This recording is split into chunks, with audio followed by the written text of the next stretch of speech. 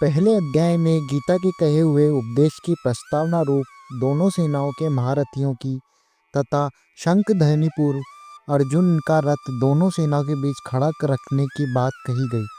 बाद में दोनों सेनाओं के खड़े अपने कुटुंबी और स्वजनों को देखकर शोक और मोह के कारण अर्जुन युद्ध करने से रुक गया, अस्त्र शस्त्र छोड़कर विषाद करने बैठ गया। यह बात कहकर उस अध्याय की समाप्ति की। बाद में भगवान श्री कृष्ण ने उन्हें किसी प्रकार से फिर से युद्ध के लिए तैयार किया। यह सब बताना आवश्यक होने से संजय अर्जुन की स्थिति का वर्णन करते हुए दूसरे अध्याय का प्रारंभ करता है। अर्जुन बोले, इस प्रकार करुणा से व्याप्त और आंसुओं से पूर्ण तथा व्याकुल नेत्रों वाले शोकयुक्त उस अर्जुन के प्रति भगवान मधुसूदन ने यह वचन कहा। श्री भगवान बोले, हे अर्जुन, तुझे इस असमय में ये मोह किस हेतु से प्राप्त हुआ? क्योंकि न तो ये श्रेष्ठ पुरुषों द्वारा आचरित है, न स्वर्ग को देने वाले हैं, न कीर्ति को करने वाले ही हैं।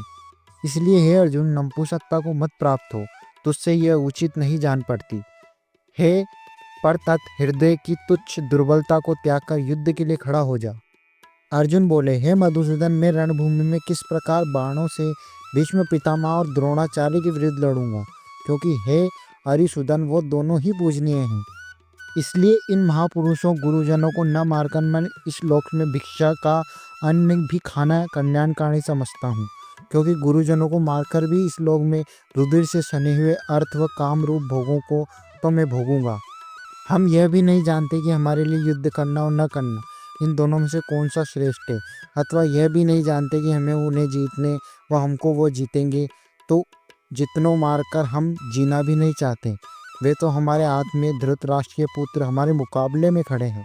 इसलिए कायरता रूप दोष से उपहत हुए स्वभाव वाला तथा धर्म के विषय में मोहित चित्त हुआ मैं आपसे पूछता हूँ कि जो साधन निश्चित कल्याणकारक है वह मेरे लिए कहिए, क्योंकि मैं आपका शिष्य हूँ, इसलिए आपके शरण हुए मुझको शिक्षा दीजिए। क्योंकि भूमि के निष्कंटक धन्य धान्य संपन्न राज्य को और देवताओं के स्वामी पने को प्राप्त होकर भी मैं उस उपाय को नहीं देखता हूँ जो मेरी इंद्रियों को सुखाने वाला शोक को दूर कर सके।